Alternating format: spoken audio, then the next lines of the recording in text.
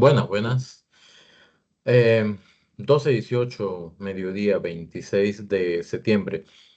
Lo que ha sucedido en estos últimos días con el tema de la detención de la presidenta de la Caja Costarricense del Seguro Social, Marta Esquivel, ha creado pues una serie de posiciones, una polarización muy fuerte a nivel de redes sociales, principalmente una discusión muy a favor y en contra, a favor o en contra, ¿verdad? Contrastante.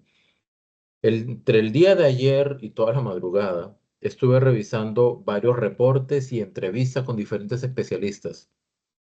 Y hoy les traigo acá varios pequeños fragmentos.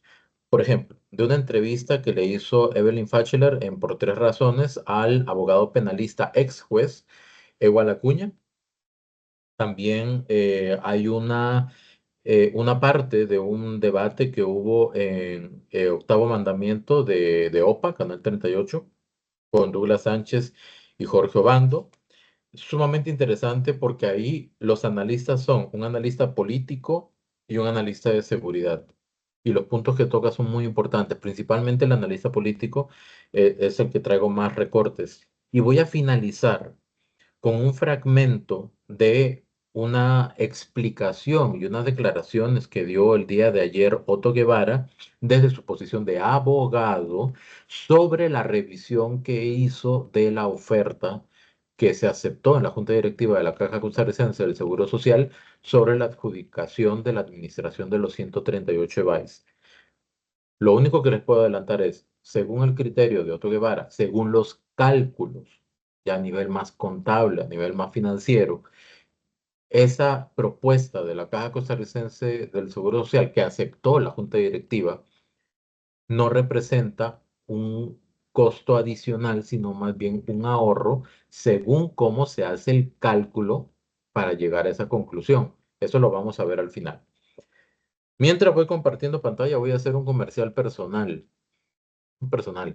pero me parece que podría ser interesante. Este servidor también es director de la revista Somos CR, una revista digital que está en Facebook, y estamos por realizar un taller de habilidades blandas de 3 sesiones em, por vía virtual, digamos, aquí por Teams, y me gustaría, bueno, les voy a compartir el enlace de la información, la noticia que se ha publicado justamente en redes sociales, por si quieren verlo y de repente les interesa a ustedes o a alguna persona que ustedes consideren. Entonces, en la descripción de este video va a ir justamente el enlace de la nota.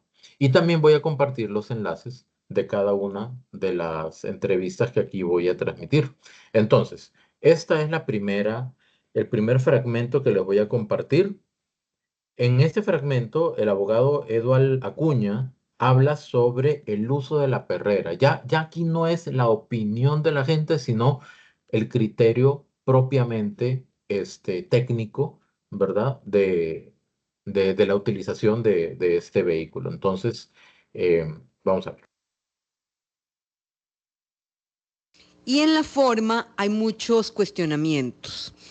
El primero es el siguiente.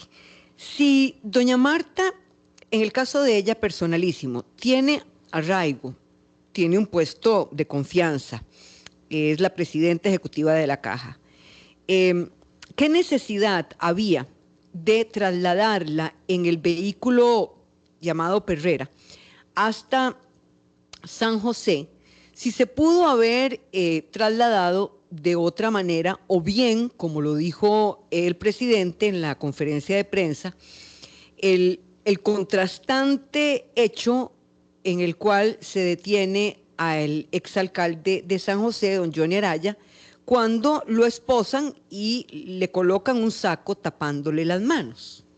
¿Qué necesidad? Ninguna. A ver,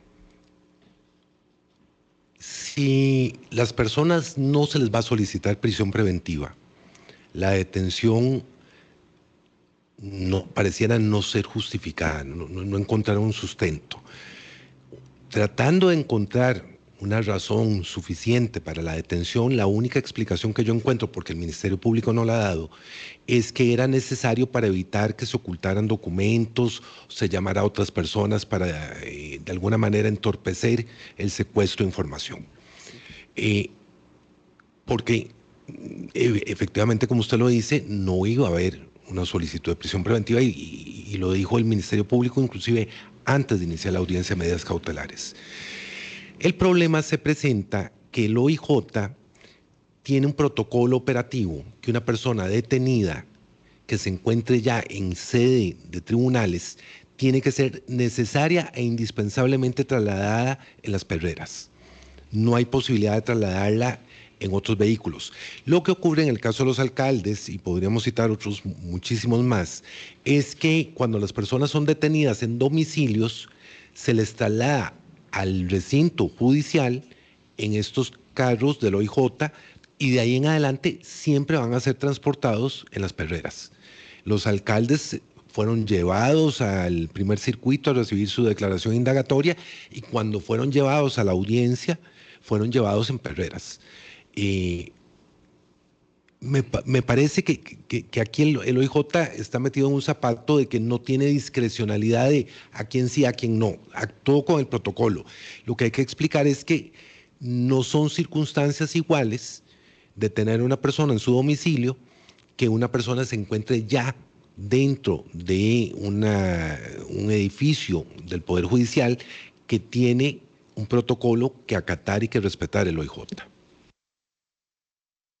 Entonces, puntualmente, ahí posteriormente, eso no lo voy a poner, nada más lo voy a comentar rápidamente, el abogado, ¿verdad? Eduardo de la Cuña, ex juez también, comenta de que haber hecho una excepción con doña Marta hubiera sido incluso hasta más conflictivo, porque ahí hubieran dicho, si el protocolo es este, ¿por qué le aplicaron otro?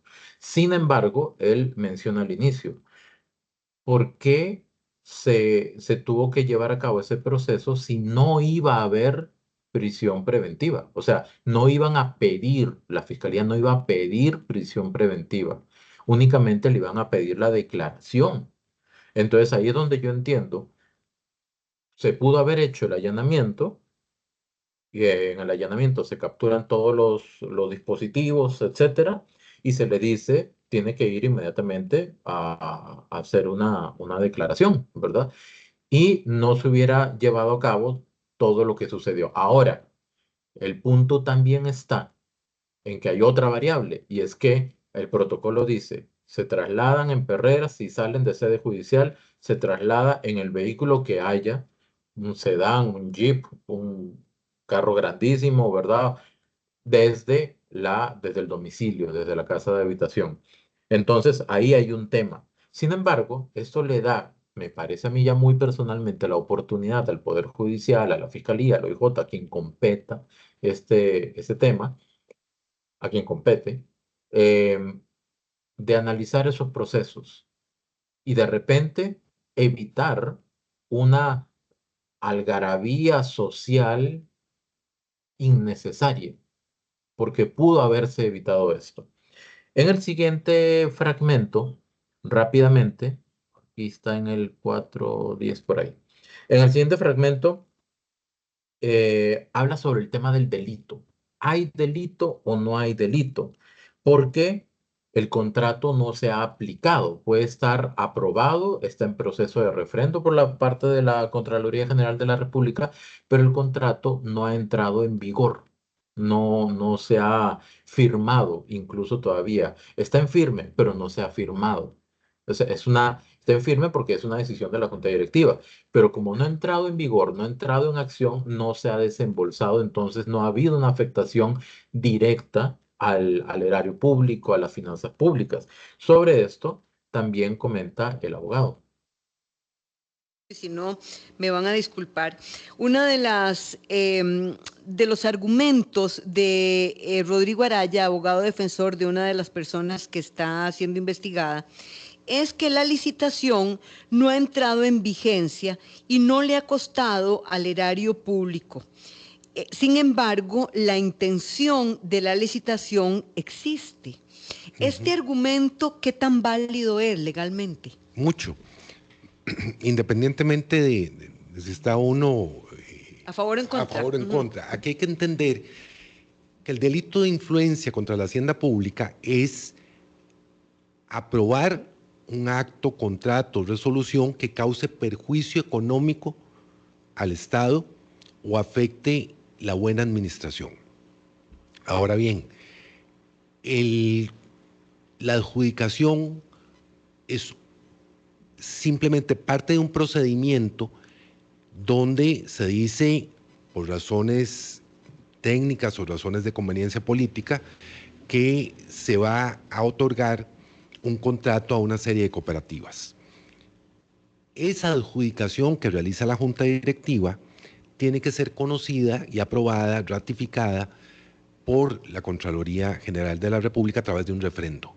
Si la Contraloría General de la República encuentra que hay errores, que hay un exceso, que no hay justificación técnica, la Contraloría niega el referendo y ahí acaba la licitación y tiene que volver a realizarse el concurso.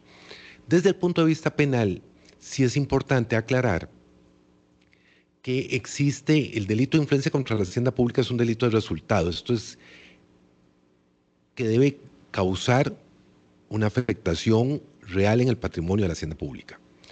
Como delito de resultado permite la tentativa. Esto significa que se realizan todos los actos para que se consuma el delito, pero por causas ajenas a la voluntad del autor no ocurre. Permítame usar un ejemplo porque a veces Sí, por esto favor, se enreda. sí. Una persona trata de matar a otra, esta otra no muere porque recibe atención médica, no significa que no se va a acusar el homicidio, se acusa el homicidio en grado de tentativa.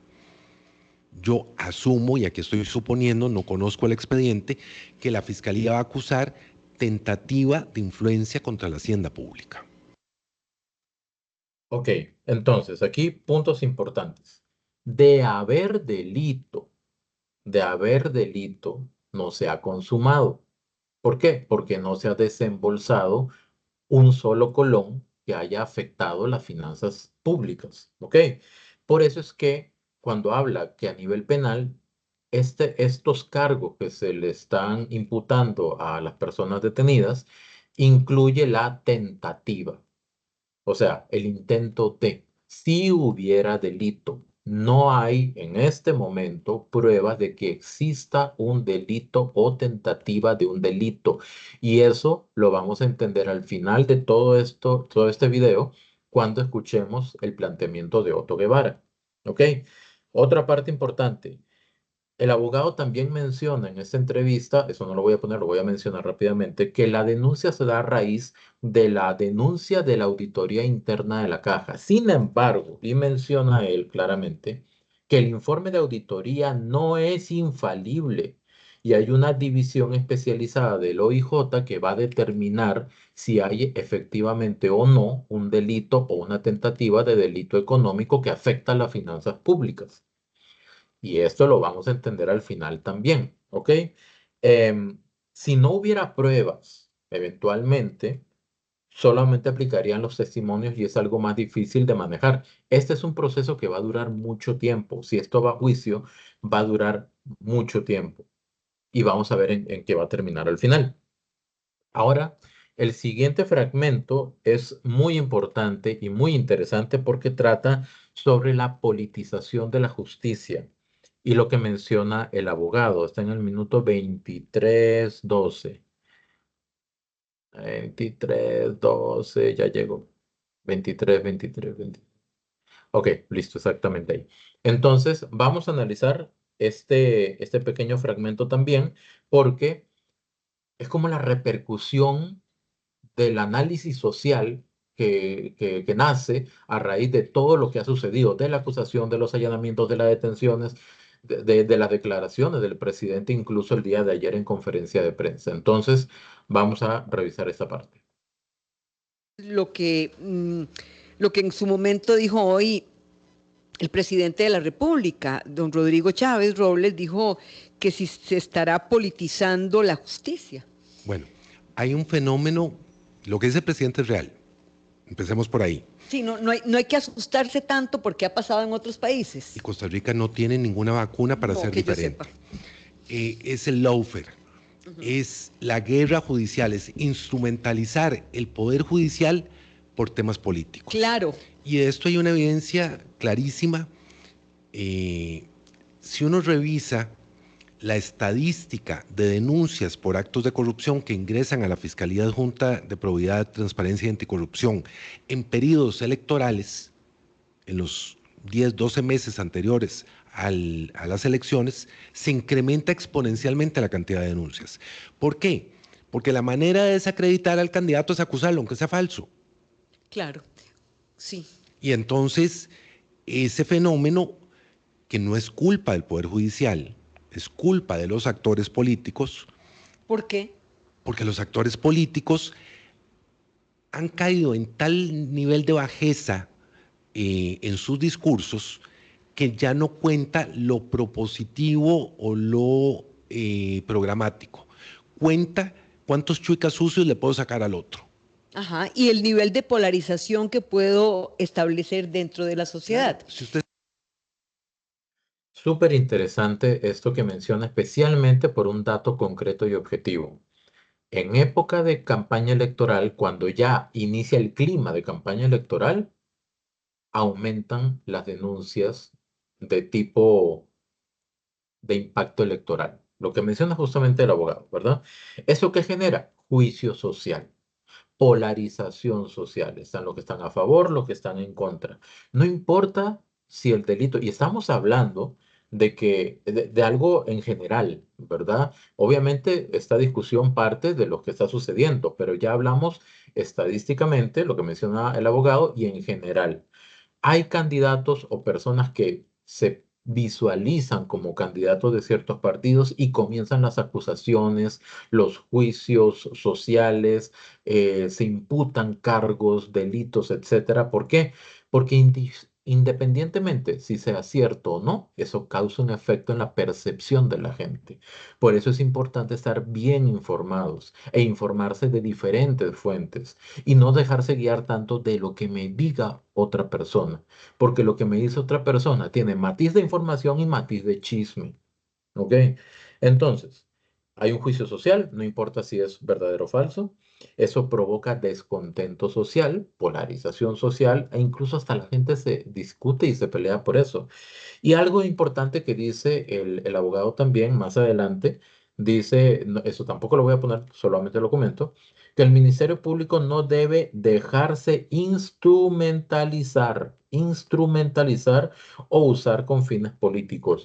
Y subrayo algo, no se está diciendo en este momento de que el Ministerio Público se esté dejando utilizar para esos efectos. El abogado lo que indica es, el Ministerio Público no debe dejarse instrumentalizar por la vía que sea, por las personas que sean, las fuerzas políticas que sean, no debería dejar que esos grupos lo utilicen a sabiendas o no el propio Ministerio Público como un arma para generar distorsión social. Es eso a lo que se refiere. El siguiente punto habla sobre la investigación, o sea, se investiga, luego se indaga, cómo se debería llevar a cabo eso. Es también un punto pequeño que está en el minuto 29:35, que si no lo digo en voz alta, capaz que me lo pierdo. Aquí está. Entonces, vamos a escuchar esta parte. Son pedacitos también. Lógica, aquí no es un tema político, la regla lógica jurídica es: yo investigo y luego indago. Claro, claro. Si le doy vuelta a eso, corro el riesgo de un fiasco, como hemos visto recientemente en algunos casos mediáticos, donde se han pedido medidas cautelares y no se han otorgado. Permítame ir a una pausa comercial. Estoy conversando con el abogado. Ok, entonces aquí lo que indica el abogado básicamente es, primero se investiga y luego se indaga. ¿Qué es indagación? La indagatoria entiendo yo que es pedir el testimonio, hacer los allanamientos, ¿verdad? Todo ese tipo de cosas. Lo que dice el abogado también en esta participación es que la fiscalía debe tener algo más, debería tener algo más, aparte de la denuncia propia de la de Contraloría, no, de la auditoría interna de la caja. Puede que tenga algo más, puede que no, todavía no se sabe, todo eso se está manejando internamente. Sin embargo, este, aquí vienen justamente pues, las críticas que hace incluso desde el Poder Ejecutivo y el presidente. ¿Qué es lo que sucede? Que cuando todo esto se desarrolla, a nivel social surgen todos esos descontentos históricos que algunos no se han resuelto. Por ejemplo, la trocha, Alteza, Cochinilla, el tema de la amenaza de muerte al presidente de la República, que algunos diputados omiten mencionarlo cuando se refieren, por ejemplo, a la amenaza de bomba en el Poder Judicial o a la amenaza de muerte para el presidente de la Asamblea Legislativa que sucedió también hace un par de días. O sobre el tema de la condena ya establecida de Ofelia Teitelbaum. Teitelbaum, sí. ¿Qué es lo que sucede? Que cuando esto se menciona, ya los medios de comunicación están diciendo, no, estos casos están en diferentes instancias, esto no le corresponde a la fiscalía. Y es correcto, hay casos que están en diferentes instancias de todo el Poder Judicial, porque el Poder Judicial tiene la Corte Suprema de Justicia, los tribunales, la Fiscalía, o sea, es un montón de departamentos, digámoslo así, y cada uno se encarga de diferentes situaciones en diferentes procesos, o dependiendo del proceso de cada uno de los casos. ¿Qué es lo que sucede? Lo que sucede es que al final de cuentas, la gente no tiene por qué saber cuál es el organigrama del Poder Judicial. La gente lo que dice es, ¿por qué no se ha resuelto lo de la trocha, lo de Aldeza, lo de Cochinilla, lo de Doña Ofelia, lo de el tema de la amenaza al presidente y un largo etcétera? Y eso sin contar, por ejemplo, todos los casos que se denuncian en general y algunos no llegan a nada o no se resuelven. Es el descontento que tiene la gente. Ahí es donde todo eso aflora y el ciudadano lo que dice es, no, pues, o sea por donde sea, es el Poder Judicial. Y es ahí donde el Poder Judicial debe hacer un análisis a lo interno de qué es lo que está pasando, cómo están sucediendo las cosas, por qué algunos procesos no llegan a un buen desenlace. Em, la sociedad tiene que informarse bien y tiene que construir un criterio. Dejarnos llevar únicamente por la parte emocional no aporta. Y si lo comenzamos a ver detalladamente, escuchando a expertos en la materia, porque a veces los políticos en general los políticos no necesariamente son expertos en la materia, los políticos hacen política, ¿ok? Pero cuando comenzamos a desmenuzar estos casos en frío, podemos entender mejor qué es lo que puede estar pasando de fondo y cuáles pueden ser las implicaciones reales de todo lo que está sucediendo. En todo caso, en ese momento la defensa dice, la defensa de los imputados dice, no hay delito consumado y no hay pruebas de que haya un delito. Esto no es tan sencillo como decir, la auditoría dice de que hay más de 12.000 millones de colones de sobreprecio y ya. Hay que confirmar agarrando el informe de la propuesta de las cooperativas y decir si efectivamente eso sucede así, y eso lo vamos a ver después. En todo caso, va a ser un juicio largo, ¿verdad? Lo preocupante, y aquí vamos al segundo video, ¿verdad? O a la segunda entrevista o el segundo material. Lo interesante de todo esto, ojo, lo interesante es de que ya hay una propuesta en la Asamblea Legislativa, oigan bien, para hacer una comisión especial e investigar el tema de la caja. ¿A qué llegó realmente la comisión de partidos políticos? ¿A qué llegó la comisión del SINAR? ¿Qué tanto trascendió objetivo y concretamente en procesos judiciales? Contéstenme ustedes. ¿Cuál es el objetivo de hacer una comisión especial cuando el caso ya está judicializado? Toda la gente que vaya a hablar va a decir, no puedo declarar porque el caso está judicializado, si eventualmente se aprueba la creación de esa comisión. ¿Ok? Salvo que se preste para generar un espacio donde los políticos que quieran comiencen a desarrollar un discurso político que no va a trascender absolutamente en nada en eventuales hallazgos o conclusiones a nivel judicial. ¿Por qué? Porque son dos temas diferentes, dos poderes diferentes. Ahora vamos a ver, este es un programa interesante, se llama El Octavo Mandamiento de OPA, lo dirige Douglas Sánchez con Jorge Obando, e invitaron a Mario Quirós, analista político, y a Eric Villalba, analista de seguridad. Vamos a escuchar un poquito más a Mario Quirós por el tipo de intervenciones que hace. Lo primero que va a mencionar es sobre el tema de los discursos de odio. Vamos a escuchar un poquito sobre eso, bajo un entendido de que la campaña política no comenzó ahorita. Según Mario Quirós, la campaña política comenzó desde el primer gobierno del PAC con Luis Guillermo Solís. Y desde entonces, los gobiernos o los periodos de 4 años están en constante campaña política y no me refiero únicamente al poder ejecutivo, sino también al poder legislativo. O sea, el entorno político está constantemente en campaña. Pero vamos a escuchar qué es lo que comenta y es muy interesante. Estamos de acuerdo que haya gente que apoya, obviamente, al gobierno, que es afín al gobierno, que es afín a doña Marta Esquivel, pero también llega un punto, y bueno, lo hemos conversado, en donde, pucha, la comunicación está siendo difícil para el Poder Judicial. La gente, porque además, digo, el antecedente y el estado de la justicia creo que es clarísimo, ¿no? Justicia pronta y cumplida. Hay una demanda insatisfecha también de que la gente pues le reclama al Poder Judicial. Douglas, si hay algo más grave, ¿qué pasa si el fiscal se equivoca? ¿Se tiene que ir? Bueno, claro, habría que preguntarle al fiscal también, pero digamos... Hay que renunciar al fiscal, don Mario. A ver, yo creo que ustedes tanto, ¿qué tan política? Aquí voy a hacer una rápida corrección porque pensé que lo había dejado listo en el minuto 16:50. Como les dije, este primer fragmento trata sobre el tema de los discursos de odio e incluso el análisis de la actualidad política, pero viendo el pasado, porque no es tan sencillo, ¿verdad? De analizar lo de hoy, lo de ahorita, no. Vamos a ver lo que dicen sobre los discursos de odio y la actualidad, cómo se analiza con visión de pasado. Que la psiquis y lo básico no se está atacando. O sea, yo creo, no se está atacando porque a nadie le conviene.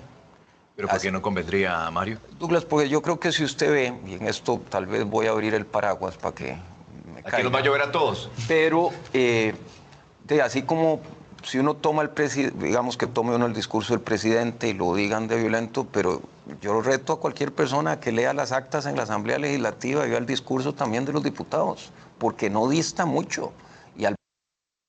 Eso es muy importante y perdón que aquí lo interrumpa, porque esos discursos que se han catalogado de odio o discursos agresivos y se los endosan únicamente al presidente, y si se quiere, pues, analizar desde esa óptica, aquí el analista dice muy claramente, entonces leamos las actas de la Asamblea Legislativa. Al presidente le han dicho todo, y aquí no estoy defendiendo al presidente o no. Acá, lo que sí creo es que hay que tener claro que ese discurso se ha generado de todo el sector institucional político y no viene de ahora.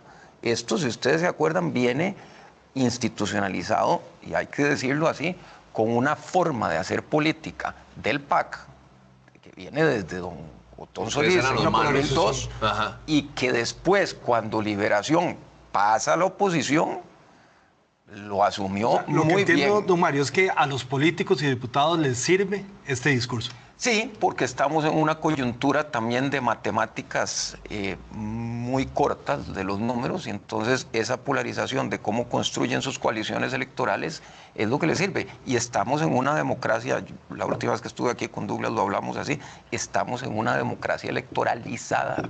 Y ese es un problema que tenemos. Expliquemos eso un poco, tal vez, porque es interesante el concepto. Muy sencillo, solo piensan en elecciones los políticos y no están pensando en lo que Jorge decía.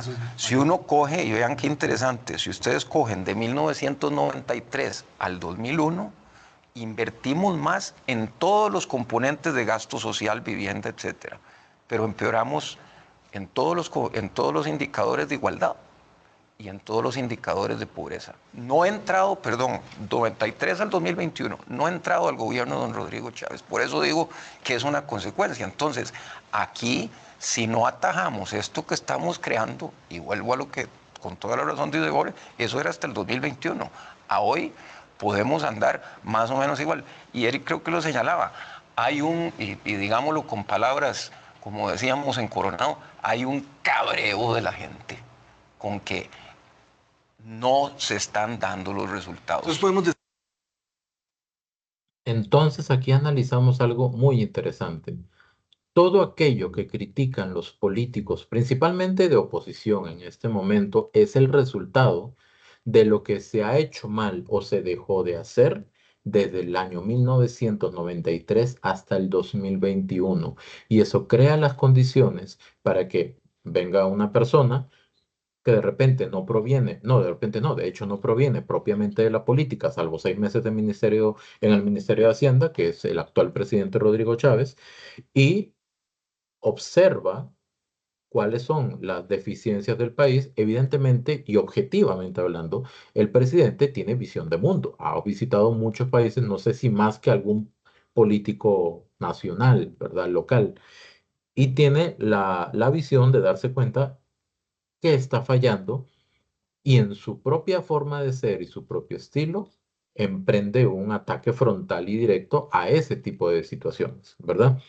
Entonces, cuando se analiza la actualidad, hay que analizar el pasado, porque si analizamos el pasado entendemos mejor el presente. Y eso aplica en todo. Ok, vamos a ir al minuto 24:10, donde habla sobre, ya les digo, 24, bueno, 24:4. No tengo tan buen pulso. Habla sobre un ciclo de cambio político. ¿Verdad? Habla un poco de la autonomía del Poder Judicial, habla de la independencia de poderes. Es por ahí de un minuto más o menos interesante de lo que se va a desarrollar acá. Todo esto nos va a ayudar a entender mejor la situación que se está viviendo ahorita. Del sistema político institucional. Y si uno ve la historia, y esto hay que decirlo así, porque, y los ejemplos que tenemos, estamos en un cambio de ciclo político. Así como fue en el 48, estamos en medio de un cambio de ciclo político. Y una de las consecuencias es que hay élites políticas que se resisten al cambio. Don Mario, Perdón, no. Jorge, para terminar, esas élites Disculpe. políticas no solo están en los partidos políticos, están en instituciones. Le voy a poner, sí, perdón. dale usted Le porque voy a ya poner voy un con- caso. ¿Quién se beneficia más políticamente de la atención de doña Marta? A nivel partidario.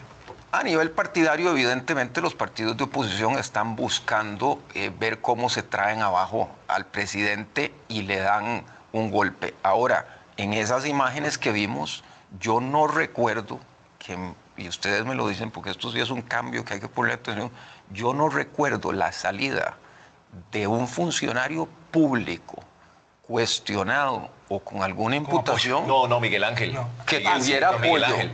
Bueno, pero En su momento, expresidente. pero además. expresidente, ¿verdad?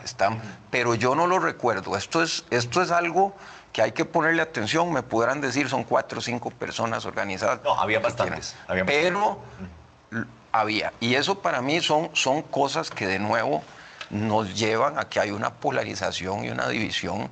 Y una mala comunicación entre los ministerios, ¿verdad? Ok, efectivamente hay una autonomía del Poder Judicial, ¿verdad? Hay una independencia de poderes. Sin embargo, lo que menciona el analista o sea, por eso pongo fragmentos de entrevista para que no se haga tan largo, ¿verdad? Pero lo que dice es que hay una sensación, o sea, la gente percibe o desarrolla en sí mismo, cada uno de nosotros, ¿verdad? O algunas personas, la sensación de protección entre la Asamblea Legislativa y el Poder Judicial. Y eso lo ejemplifica o lo evidencia con la reelección del magistrado, se me olvidó el nombre, pero ya sabemos que hace unas semanas se reeligió a un magistrado. En realidad los magistrados no se reeligen. el magistrado se reelige automáticamente a menos de que hayan 38 votos en contra.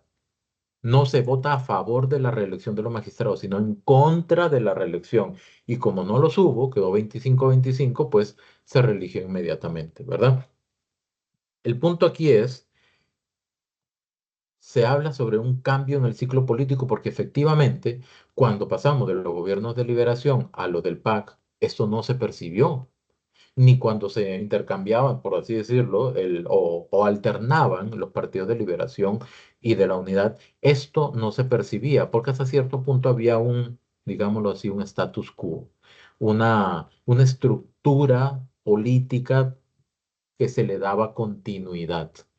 Cuando llega Rodrigo Chávez, su discurso, sus políticas, su plan es reconfigurar un poco la realidad política y es que a raíz de eso se están dando una serie de situaciones que de repente no se han observado antes. Aquí observa también el analista Mario Quirós que eh, nunca se había visto, por ejemplo, que una persona detenida saliera y fuera una cantidad considerable de gente esperarla y apoyarla cuando salía del Poder Judicial o de bueno, del segundo circuito judicial, si no me equivoco, aquí en Calle Blancos. Entonces, eso también es interesante y efectivamente habla de que políticamente quienes se benefician de esto. No lo estoy diciendo yo, lo está diciendo el analista y cada uno está completamente facultado de tener la opinión que quiera. Lo que viene es todavía más interesante, es por qué el Poder Judicial es un órgano político. Está en el minuto 36:10. Uy, como decía uno, qué guava. La pegué, aquí está, ahí lo comparto. Se generara. Y ya que estamos en el día de cosas políticamente incorrectas, voy a decir, el Poder Judicial no es un órgano electoral, obviamente, pero sí es un órgano político, en el sentido de que está dentro de la estructura del sistema político institucional y hay algunas cosas que tiene. Yo creo, esto es un criterio muy personal y he oído a algunos colegas de que por el tipo de investigación y delito hubiera sido más conveniente que lo citaran, porque de todos modos no les iban a pedir prisión preventiva, ¿verdad? Sí. Y que lo citaran a declarar y simplemente... Pero lo interesante es que ahí no sería el Ejecutivo, hay alguien que está orquestando atrás, ¿verdad? Para que no se haga de esa manera. Querían hacer un show mediático. No, es una decisión definitivamente de la Fiscalía. Yo no creo, vamos a ver, porque aquí hay que ser sinceros.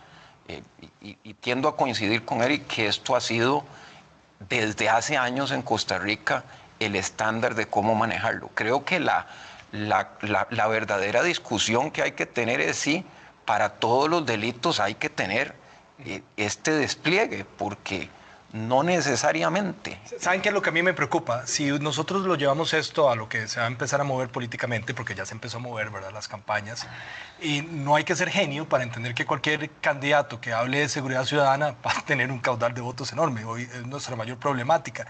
Y estas cosas tienden a veces a no leer bien, ¿verdad? No huelen bien, porque lo hacemos así. Entonces, don Mario, me gustaría oír su opinión. Yo creo que ahí vuelvo a lo mismo. Hay que tener cuidado con los mensajes que mandamos a la sociedad, porque como bien señalaba Eric, estamos cabreados. Entonces hay que mandar un mensaje de mano fuerte. Lo que pasa es que ahí yo, tratando de jalar a otra cosa de lo que decía Eric, una democracia, la ley, se defiende dando resultados. ¿Y cómo se defendería dando resultados? Bueno, justicia pronta y cumplida, que no la estamos teniendo, evidentemente. Si nos vamos, ayer recordaba el caso de la trocha que denunció la presidenta Chinchilla y al final, no me acuerdo, pero de los 48 imputados inicialmente, salieron sobreseídos, no sé, más de la mitad. Entonces ahí yo creo que la Fiscalía y esto... Y la mayoría de casos escandalosos. No correcto, y aquí yo creo que hay que decirlo, la Fiscalía también es un órgano, todos los órganos estatales tampoco están libres de errores y tienen que estar también sujetos a evaluación. Y ahora creo que Jorge Ok, aquí corto un poquito. Muy interesante. Yo sé que cuando se habla de autonomía, de división de poderes, a veces se deja de lado un poquito la rendición de cuentas. Y Mario Quiroz habla de algo muy interesante, los resultados. ¿Cuáles son los resultados realmente que tiene, por ejemplo, el Poder Judicial? ¿Cuál es la estadística que tiene la diferencia entre denuncias interpuestas y casos resueltos? Lo que se llama como la mora judicial. Y sobre eso los invito a ver un video que publicó el día de ayer, si no me equivoco, Juan Diego Castro, sobre ese tema. Em, Sería interesante también de verlo y de analizarlo. Ahí en el canal de él que se llama La Escoba Punto Social y habla en detalle sobre eso, la mora judicial. El hecho de que haya autonomía e independencia se exime, pregunto yo, se exime o genera de que ese órgano o ese poder se exima de dar resultados. Aquí Mario Quiroz indica algo interesante. La fiscalía debería dar rendición de cuentas, así como deberían hacerlo también las universidades públicas con el uso del FES, por ejemplo, o de las políticas y estrategias que tienen para la utilización del FES a mediano y largo plazo para ver cómo van a gestionar el tema de las becas y el tema de los salarios, etcétera, ¿verdad? No vamos a entrar en ese tema ahorita, pero ahí viene el tema. ¿La autonomía realmente exime 100% de la rendición de cuentas o la rendición de cuentas solamente se le pide al Ejecutivo, por ejemplo? Eso es algo importante que hay que considerar. Luego viene eh, el tema de los resultados y la condena previa. Esto está en el minuto 43-45. La condena previa que hace justamente pues la sociedad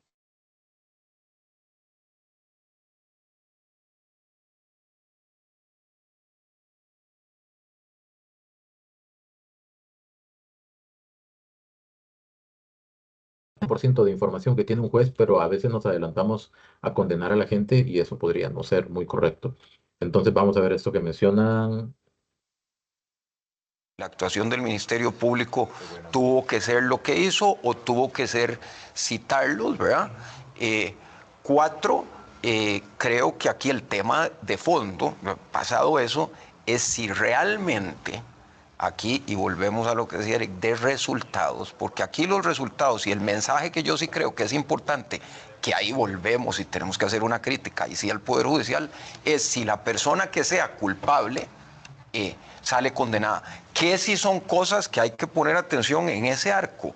Y voy a meter una. Nosotros estamos en Costa Rica desde hace rato haciendo algo que es jodido, de nuevo, que es que todo mundo es culpable hasta que se pruebe lo contrario. Y eso sí, yo creo que hay que cuidar, porque usted va, ahora Eric lo decía, uno va a una comisión legislativa y yo no sé ni para qué lo citan a uno.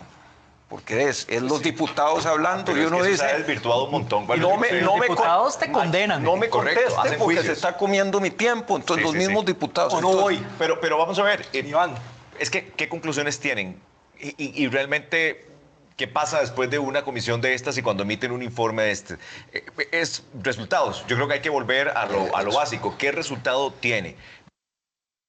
Y eso es lo que comentábamos hace un momento. ¿Qué resultados tienen las comisiones legislativas? Estas especiales, ¿verdad? La de investigación. Obviamente hay comisiones específicas que tratan de temas de las provincias, de educación, y ahí trabajan los proyectos de ley, pero las investigativas realmente, ¿qué, qué tipo de sustancia generan al final que pueda ser útil en un, por ejemplo, en un proceso judicial? Concretamente. No, porque yo le pregunto a un diputado que está que de alguna manera es protagonista de esas comisiones, me dice, uy, sí, claro, son sustanciales y han salido informaciones importantes. Ese es discurso político, eso es totalmente intangible. No se puede ver, no se puede medir, no se puede tocar, no se puede oler, no se puede dimensionar. ¿Ok? Y hablan algo interesante, que en muchas ocasiones en las comisiones legislativas hay diputados que prácticamente acusan y condenan de una vez, ¿verdad? Sentencian a algunos comparecientes, como hay inmunidad política o inmunidad parlamentaria, creo, o sea, no se les puede acusar de un delito. Y eso genera en ocasiones cierto abuso de algunas representaciones diputadiles. ¿Qué es lo que sucede? Que cuando pasa algo como lo de la caja, es como abrir el minuto palí. ¿Ok? Se abre palí, un minuto, llévese todo lo que pueda, ahí está. Se abrió el tema de lo de los allanamientos, las denuncias de la caja y todo esto, y diferentes fuerzas políticas, especialmente de oposición, van a ver qué pueden agarrar en el ratito que eso dure para transformarlo en un discurso a favor de esa posición o de esa fuerza política. Y aquí no estamos diciendo de que doña Marta y los otros imputados, los otros 7, son 8 en total, sean inocentes o culpables al final de cuentas. En este momento todos son inocentes porque todos gozan del principio de inocencia. Y la única persona que va a poder definir lo contrario es un juez mediante una sentencia. Punto. Quien se atreva a afirmar y decir eso es corrupción, eso es un robo, etcétera, no está informado o no está informada. Y cuando veamos, ya casi, ya estamos llegando a la explicación de Otto Guevara, que no es una explicación política, es una explicación técnica, de repente nos comenzamos a cuestionar algunas cosas. ¿Ok? Em, el último pedacito de este debate habla sobre el golpe político y popularidad, que está en el minuto 50-40. Que este es el último pedacito que les voy a compartir de acá. Este es corto. Eh, Adelante, yo creo que efectivamente es un golpe político, pero es Cuando se refiere al golpe político, se refiere a la situación alrededor de las detenciones, los allanamientos, del tema de la caja y de la contratación de la administración de los EBAIS y todo eso. Estamos en un gobierno que ha sido todo menos tradicional y en un contexto en que los cálculos de qué iba a resultar han sido totalmente distintos. Ustedes, Douglas, Jorge, que tienen aquí ya años de estar, la popularidad del presidente se iba a caer al mes, no se iba a lograr sostener a los 2 meses, a los 100 días no se caía, ya vamos por 2 años y un resto. Sí, hay una muy mala lectura. Y bueno, la muy mala lectura de la oposición, claro, es que la oposición no tiene una contranarrativa a un discurso del presidente que les puede gustar, no gustar, les puede parecer que la forma es muy áspera, que la forma no es la correcta. Pero el problema que tienen es que si uno quita todo eso, los temas que el presidente toca son temas que los mismos partidos tradicionales vinieron dando como diagnóstico de qué era lo que estaba mal en Costa Rica, pero sobre los cuales durante 30 años tampoco resolvieron. Entonces, don Rodrigo Chávez solo llegó y se montó sobre la narrativa de un país ineficiente e ineficaz que ellos mismos construyeron. Y ese es el círculo. Pero no es mentira. No, no es mentira. ¿Verdad? Es que por eso la gente compró fácilmente, digamos, ese discurso. Sumamente interesante. No hay una contranarrativa. Rápidamente, una vez alguien me dijo, esta es una metáfora, ¿verdad? Para llegar a la cima de un árbol, uno puede escalarlo y llegar a esa punta, a la cima del árbol, o talarlo, tirarlo al piso y llegar a la cima del árbol. Solamente que cuando uno lo tala y cae, ya no es un árbol, es un tronco.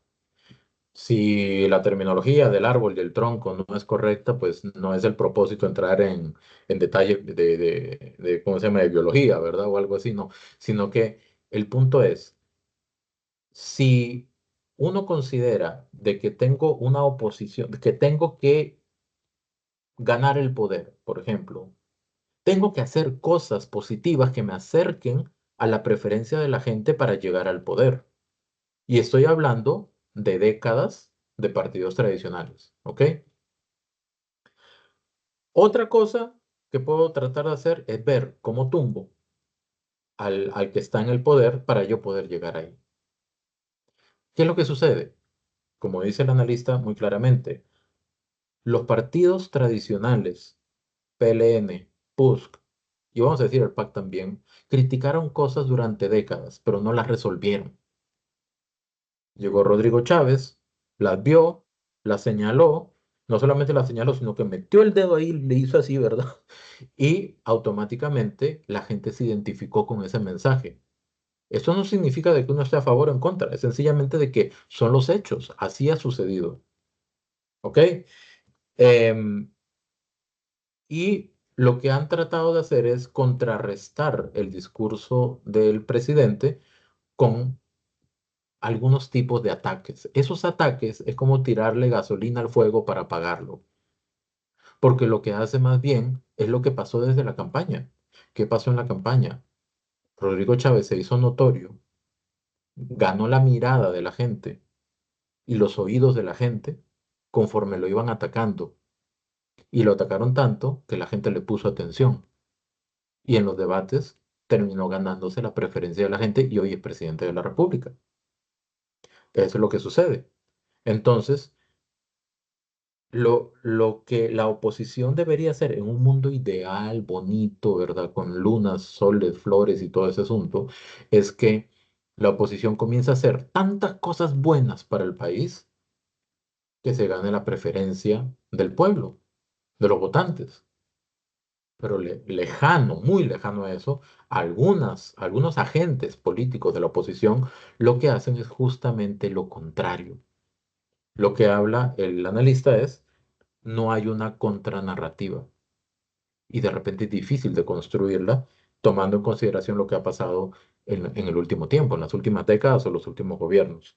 Aquí es donde vamos a brincar a lo que les mencioné sobre Trivisión. En el programa, en nuestro programa, así se llama, ¿verdad? De Trivisión. Vamos a poner esto aquí. En Trivisión hablaron con Otto Guevara. Cuando hablaron con Otto Guevara, le preguntaron sobre esta publicación que Otto hizo en su Facebook. ¿Ok? Su cuenta de Facebook el día de ayer o antier. Él cuestiona el tema del sobreprecio. ¿Hubo sobreprecio o no hubo sobreprecio? Y hace un análisis técnico de eso. Entonces, lo que vamos a hacer es ver, escuchar, digamos, la explicación y la voy a poner completa para que podamos poner atención y entender ese punto de vista. No tienen que estar de acuerdo, nada más hay que escucharlo. Nadie está obligado a creer en otra persona ciegamente, pero vamos a tratar de entender qué es lo que pudo haber pasado. Y valga decir que este es el último extracto que voy a poner, hago un cierre y ahí termina. Pero esto está, este es como el amarre, digamos. Sí, en ese documento ustedes tienen las 10 áreas de salud y ustedes tienen el monto total del recurso humano de cada una de las áreas de salud, el monto que supuestamente tiene prevista la caja para esa área de salud y vemos que el neto es positivo en prácticamente todas las áreas de salud para llegar a ese total de los 1.500 millones de colones anuales de ahorro para la caja. Eso es lo que muestra ese cuadro.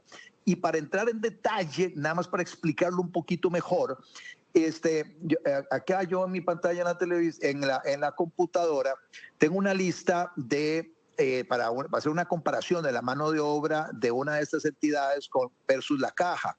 Y entonces habla del personal de VAIS, por ejemplo, médico general, auxiliar de enfermería, asistente técnico de atención primaria, asistente de redes, personal de apoyo, bla, bla, bla, equipo de apoyo, psicólogo clínico, trabajador social, y ahí vienen. Son como unas 40 líneas, 40, 50 líneas de diferentes, de un perfil de personas que brindan servicios en esas áreas de salud.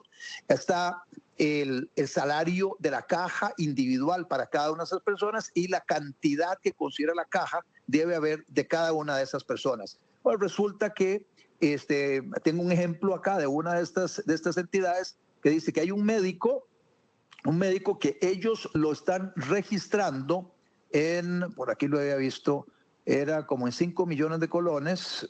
Aquí está el salario de ese médico. Deme un segundito. Acá está. Técnico de la... Bueno, hay, por ejemplo, se mete un médico, bueno, bueno, aquí está, médico especialista en medicina familiar, el monto cotizado 5.200.000. En la caja, el salario de esa persona está en 2.903.000. Entonces sí, hay un incremento de 2 millones y un resto en ese rubro. Hay otro rubro donde hay médico general de incapacidades y se pone que también hay un incremento de 1 millón y pico de colones.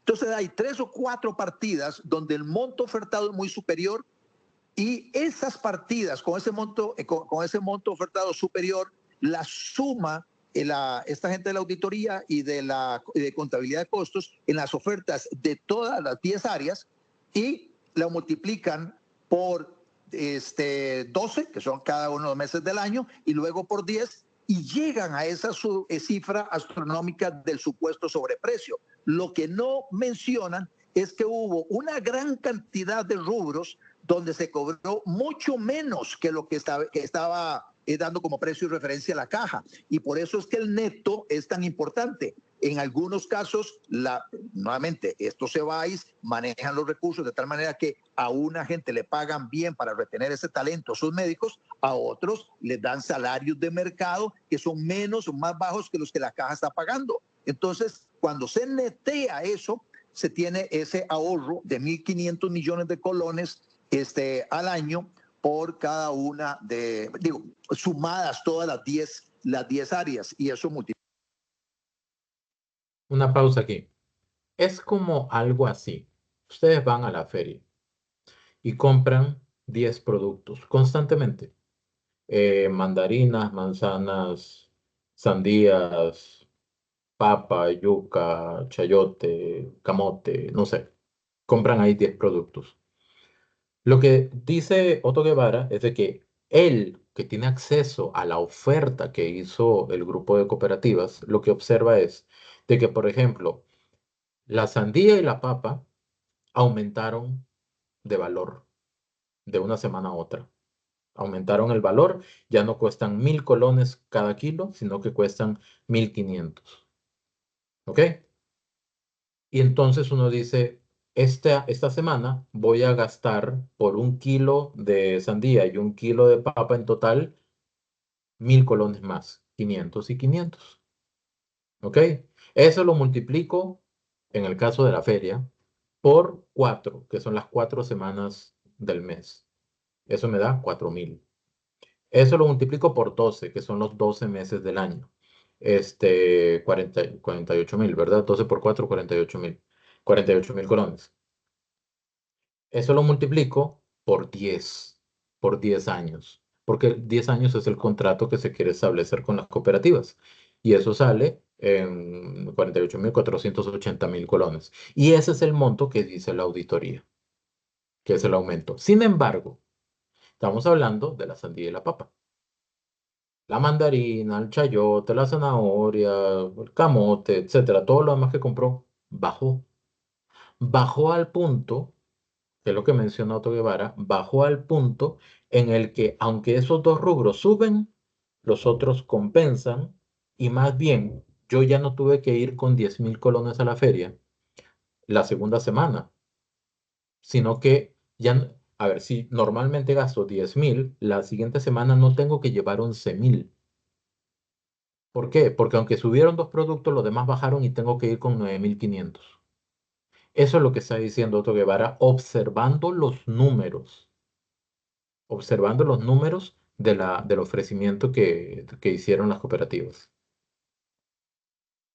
Multiplicado por 10, que son los 10 años, dan los 15.000 millones de colones, que son 30 millones de dólares. ¿Usted piensa, don Otto, entonces, es su opinión, o es que usted está viendo, habiendo analizado la parte financiera de estos contratos, que escogieron los rubros nada más que tenían una de más, no contemplaron los que tenían un rubro de menos y sumaron el número y dijeron que ese es el exactamente. el mano sucio? Así es. Entonces, para ver si puedo ponerlo en un ejemplo de construcción.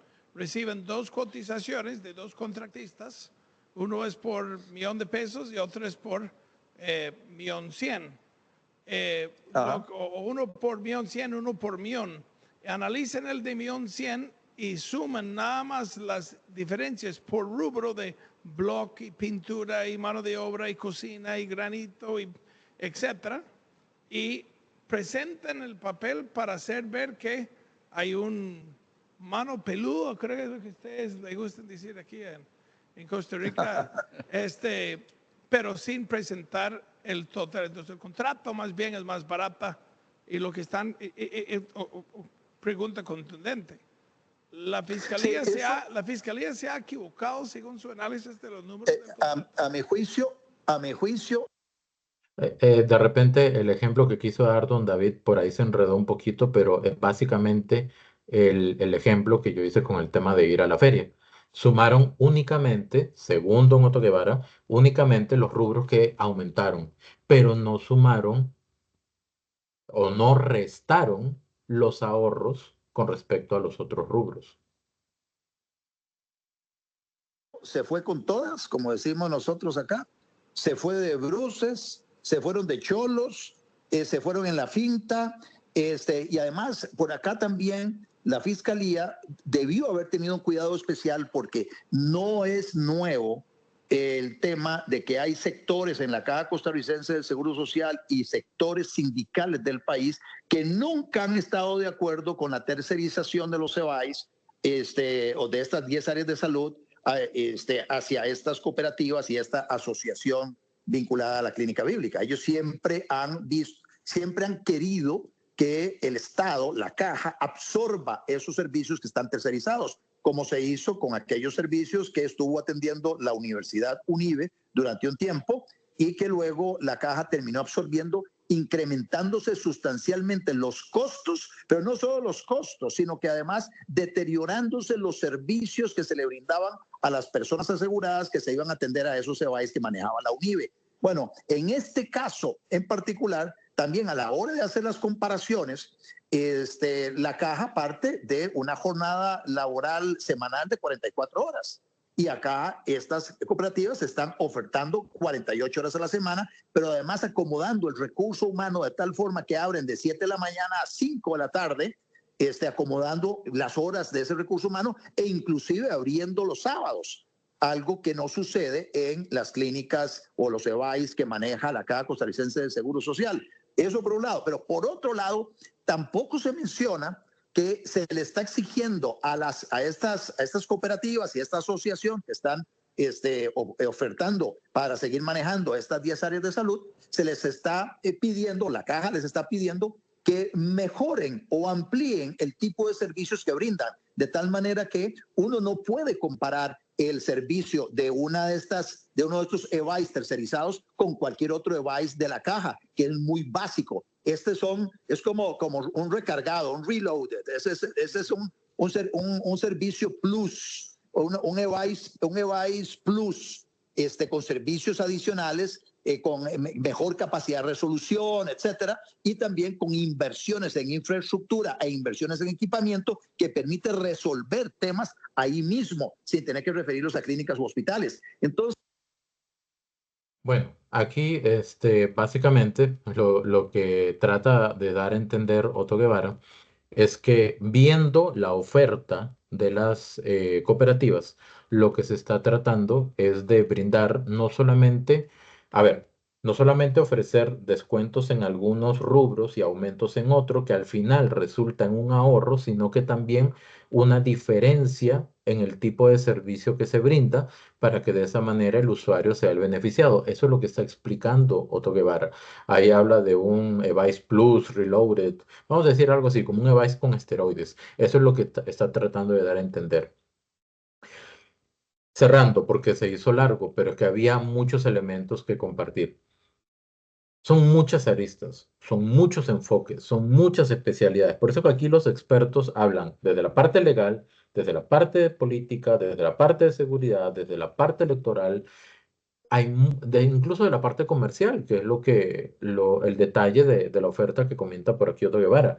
Yo voy a dejar en la descripción de este video Voy a dejar primero, pues lo que les mencioné al inicio, ¿verdad? El taller de habilidades blandas que estamos organizando en la revista Somos. Y también voy a dejar los enlaces de todas estas entrevistas que yo utilicé acá para que quienes quieran lo puedan accesar y ver completamente. Disculpen por lo extenso. Ojalá que esto brinde los elementos necesarios para tener un mejor y más amplio criterio. Y ese es el objetivo principal. De verdad, muchísimas gracias y tratemos de construir una sociedad mejor informada, porque la gente informada llega a acuerdos de manera más fácil, de manera más sencilla, de manera más rápida y de manera más sostenible. Muchas gracias.